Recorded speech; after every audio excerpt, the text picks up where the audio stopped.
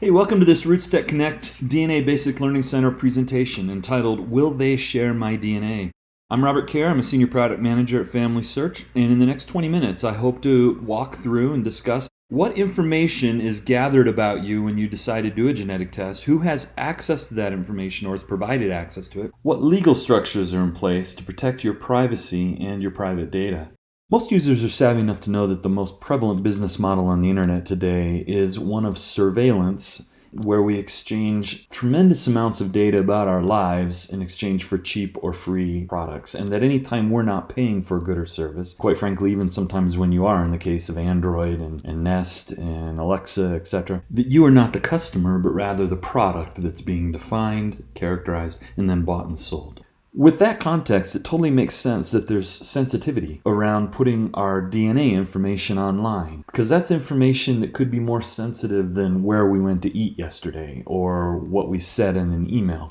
Our DNA data has the ability to reveal health, predisposition to certain diseases, sexual activities, not only of ourselves, but of our extended family. Because of that great sensitivity, it makes total sense that prior to taking a test, people would ask, how is that data going to be used? Who's going to have access to it? What data are they actually gathering? Under the category of what we normally consider DNA data, there's actually various different types of things that our chosen testing company will need to gather from us and generate about us. So let's quickly walk through the different kinds of things that we provide to them and how they're used and who has access. Other than our account information, the very first thing we will provide to our testing company will be a biological sample. Now, some companies will use what's called a buccal swab, where you'll scrape the inside of your cheek and send that in. But the larger companies use a saliva collection kit, and they'll have a tube very similar to this one, where you'll be asked to spit into the tube, tamp out the bubbles, generate about 1 milliliter of saliva. You'll then mix that with the blue buffer that's in that tube, shake it up for a little bit, put it into the kit, and send that back to them. So the first thing is the biological sample. Who has access to that?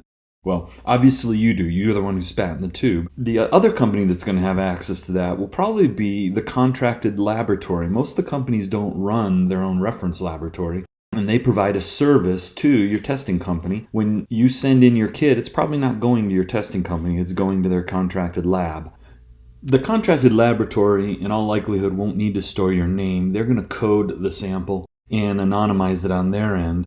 But it's very possible that they will store any unused portion of the saliva, freeze it down in case your testing company needs to recourse back to it and purify additional DNA in the future. Is anyone going to have access to that saliva sample? The answer is no. It's just going to stay there in the cryogenic freezer unless it's needed for more DNA purification or lab protocol in the future. The next kind of information that will be held, we've already mentioned, and that is the purified DNA.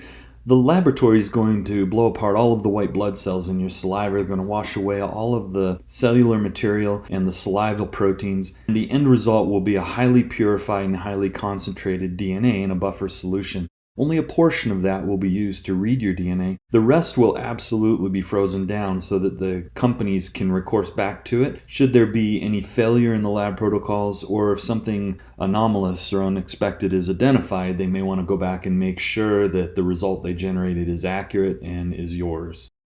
Who will have access to that? Well, clearly the reference laboratory will. They'll be the one holding that sample in a frozen state, and the testing company will, while they won't have physical access in most cases or need it, they will have legal access. They'll be the ones directing its use. Will anyone share that? No, it's again going to stay in the freezer. It's not going to be shared with anyone. Other than the contract laboratory and the testing company, I don't think anyone would really want that. The next thing one may be referring to when they say my DNA is the raw genetic data file. The contracted laboratory is going to take your purified DNA and place it on a microarray or gene chip like the one you see here on the right. They're going to run it through a series of protocols and equipment that will generate hundreds of thousands of little dots like you see below, reading the nucleotide present at between 700 and 900,000 positions on your genome. The output of that is a raw genetic data file like the one you see here on the left. That file will typically come with a series of columns. The first column will have the name of the marker or the individual nucleotide that's being read, the chromosome on which that marker is found, the position from the beginning of the chromosome, telling you where that individual nucleotide is, and it will have 1 or 2 columns telling you what the reading was, whether you have a thymine, adenine, guanine, or cytosine on each one of the 2 chromosomes of that type. This raw genetic data file is generally well protected. The only people who will typically have access to that is the contracted laboratory who generated it. They will almost immediately provide it to your testing company, who's going to run all their algorithms against it to generate your ethnicities, your cousin list, etc. And every company provides the user a path to log into their account and download that file to their local computer. Now, once you do that, it's in your hands who gets access. You may choose to upload that to another service. Some testing companies also have a way for you to log in and instruct them to transfer the file to third parties in order to have those third parties give you additional analyses. But again, all of that is done at your direction, so generally it's really just you, the testing company, the contract laboratory, who have access to or an interest in that file. The next type of information that will generally fall into that broad category of MyDNA is the analytical output from your testing company. They're going to receive your raw genetic data file from the laboratory. They're going to run it against all the other files in their database and generate your list of genetic cousins. They'll look at that file, analyze it, and generate your ethnicity map. They'll look at the individual SNPs in that file and determine whether you have any predispositions to certain diseases if your testing company provides that service. Most of this information will then all be posted online. You'll be sent an email that indicates you can log in and come take a look at it. But not all that information will be available to everybody. The testing company will certainly have it because they generated it.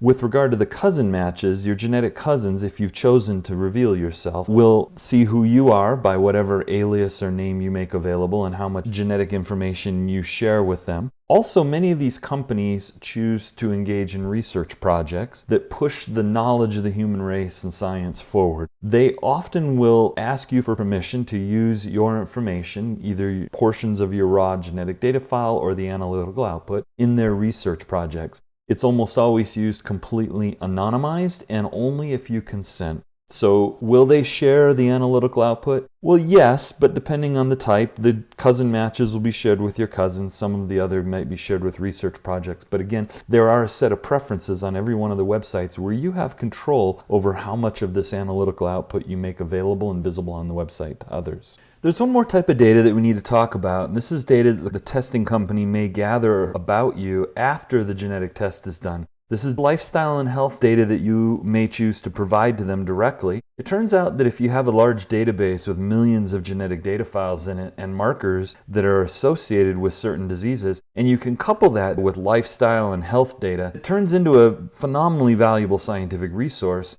to help researchers understand the genetic basis for the human condition, who we are, why we do what we do, and what diseases we're susceptible to. You may find that your company have internal and external research collaborations, internal research teams and external partnerships with universities or other researchers, and they may come to you and ask for your consent to gather data, ask you questions like what is your blood type, what behaviors you have, like when you get up, when you go to bed, etc., or may even ask you to participate in certain cognitive games to see how your responses are.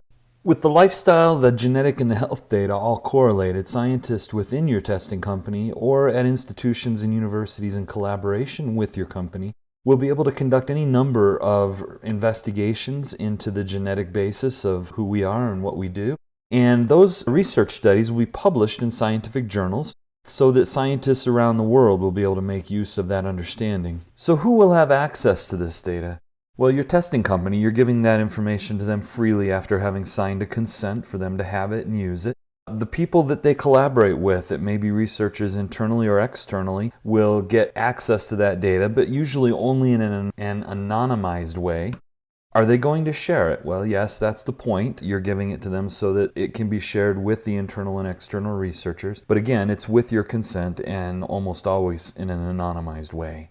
So having reviewed the various types of materials and information your testing company will ask you for, will gather or generate about you, or their contractors, let's turn our attention to the legal contracts, consent forms, the corporate policies that will protect their rights and your rights and govern their usage and holding of the data. I'm going to use one company, 23andMe, as an example, and you'll find that the documentation may be named slightly differently across the various companies. The intent and the general content is similar.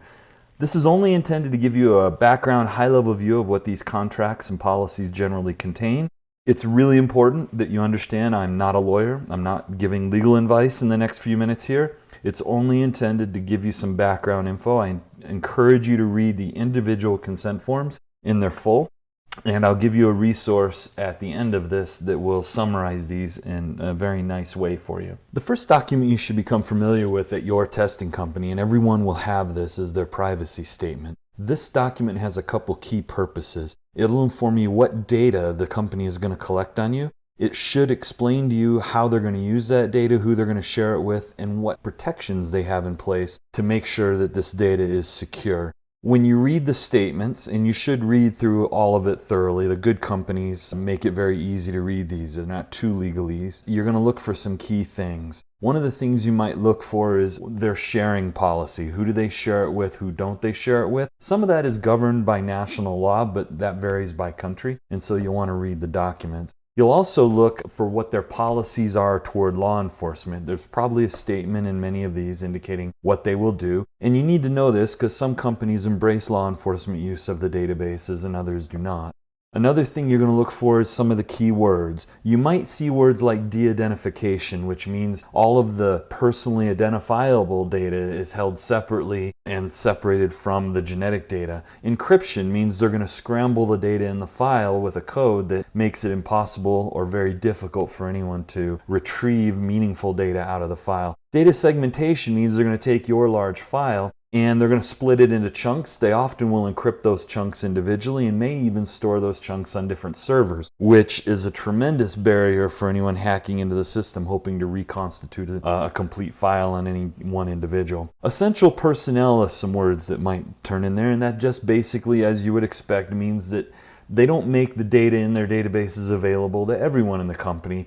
It's on a need-to-access basis only. Multi-factor authentication you should be familiar with on many websites now, but it just means we have more than just one password. There's multiple things that someone has to do before they're allowed access to the data in verifying that they are who they really are. And lastly, least privileged authorization or access, and it basically means that people won't have access to all of the data. They'll only have access to the portion of the data that they absolutely need in order to accomplish their job function. Lastly, there may be statements in there indicating what they do to protect the data. They may actually hire white hat hackers to come in and try and find holes in their system, to penetrate it, to hack in. Or they may have integrated software systems that are continually scanning for attempts to access the data or holes in the system. So read the privacy statements. They're very informative, and if written well, and I personally think 23andMe's done a fabulous job at writing them in a way that anybody can understand them.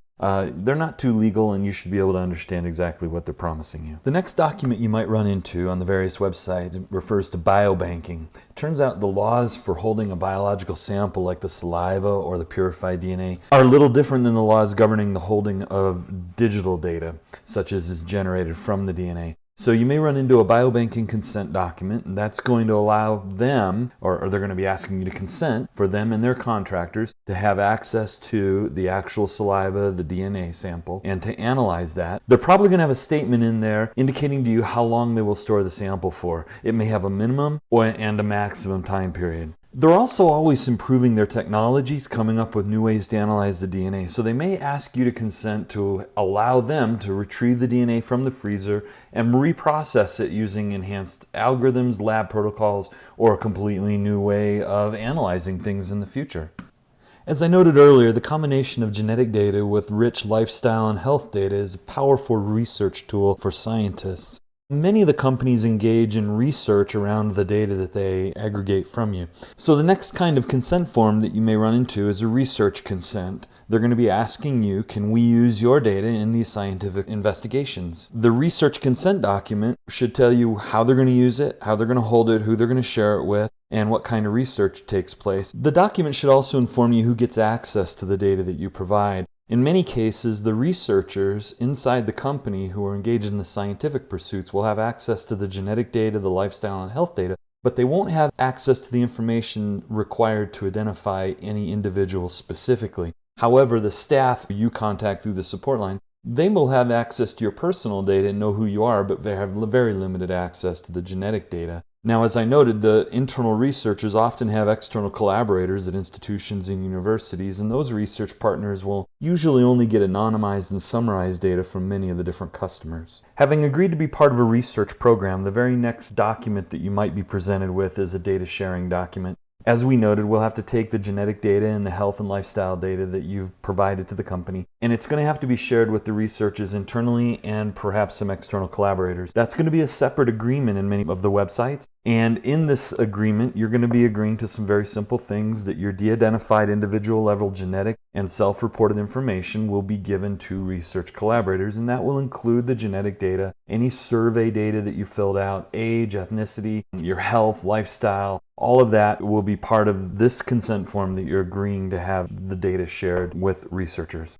I'm sure you're aware from news reports that large publicly available genetic databases are a tremendous resource to law enforcement. When they have a biological sample from a crime scene, they can place a sample into these databases, identify cousins or family members of the perpetrator, and there have been some very bad perpetrators over the last couple of years that have been identified, arrested, and convicted. Nevertheless, the use of these databases by law enforcement and other governmental agencies has some serious positive and negative implications. It's not my intent in this presentation to discuss those implications, but I would encourage you to look for those presentations here at RootsTech by experts in the industry that will discuss law enforcement use of genetic databases. The purpose of this presentation is simply to note that among the top genetic testing companies, there's widely varying policies toward law enforcement use of their databases for forensic genetic genealogy. Ancestry and 23andMe prohibit the use of their databases by law enforcement and have stated they will resist any law enforcement use of their databases.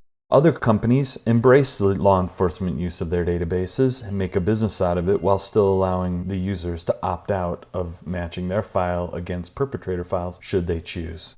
You will want to go to your website of choice and make sure that you understand the policies of that company toward law enforcement and make sure you're comfortable with that.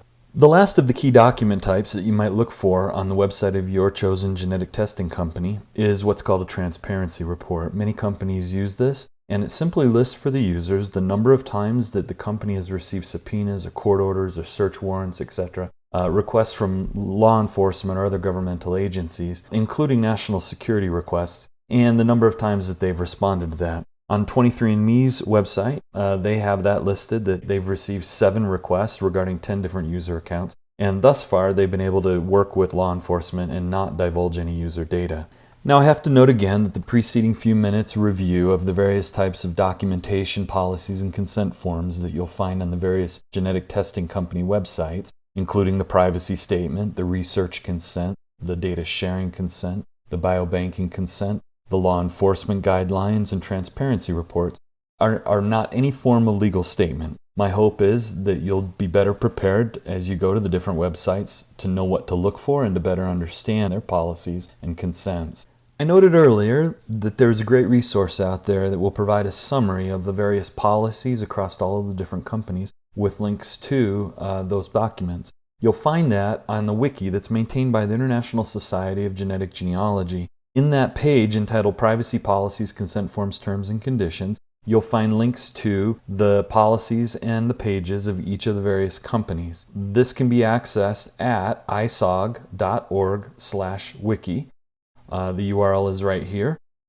And I recommend this website and this particular wiki as a phenomenal resource for all kinds of information about genetic genealogy from beginner to advanced. Take a look at that, and if you want to learn more, you can go to that wiki. I put the URL there again. I also recommend you going to the website or online booth of each of your genetic testing providers, and they should be able to answer any specific questions that you have. As always, I wish you the best of luck in getting to know all of your genetic cousins and building out your family trees together with them.